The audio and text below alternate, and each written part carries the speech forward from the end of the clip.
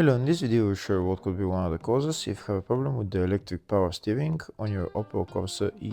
One of the causes could be a blown fuse, so here in the video we show the location of the fuses for the electric power steering. Before I show you the location of the fuses, first I'll show you how to test the fuses, if they're good or bad. I'll show you how to test the fuses using a multimeter and a test light.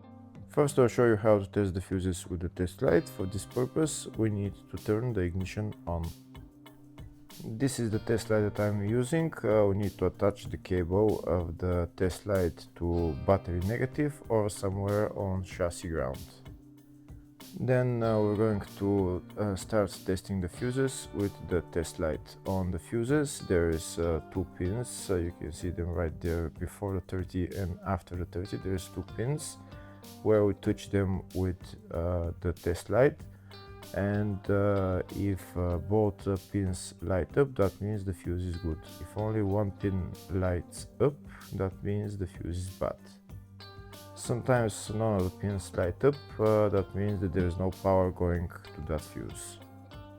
Next I'll show you how to test the fuses with a multimeter. This is what the fuse looks like. You can see that contact in the middle that is connecting to the two pins. This is the contact that shows if the fuse is good or bad. If the contact is burnt, that means the fuse is bad. If it's not, if it's connected, that means it's good. When we test the fuses, we should measure resistance with the multimeter. So when we turn the multimeter on, we should turn it to 20k ohms. When measuring the fuses, the resistance should be very close to zero. We'll start now testing each fuse. First, we'll touch both cables together of the multimeter just to see if it measures resistance. You can see there is no resistance in the cables, but it measures 0 ohms. Now we'll start measuring the first fuse, and we'll see what will show. It's showing 0 ohms, so that means this fuse is good. Next, to test the second fuse, it's showing 0 ohms, so that means that fuse is good. Now we'll test the third fuse.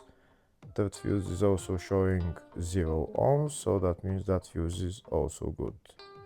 Next, we'll test the fourth fuse, and it doesn't show 0 ohms, it says 0L, which means open circuit. That means that fuse should be bad. Now we'll see what the condition of the fuse is visually. We can see that contact in the middle that's connecting to the two pins is broken, so that's why it's showing open circuit. That means the fuse is bad, so it needs to be replaced.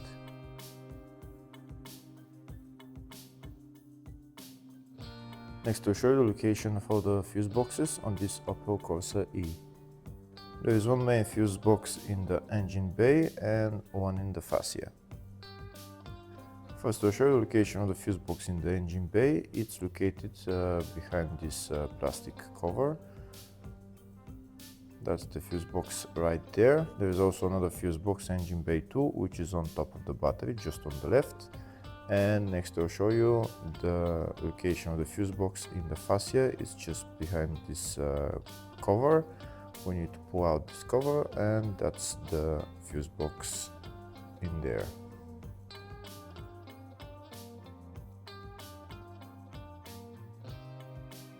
Next I'll show you a diagram of all the fuse boxes on this Opel Corsa E.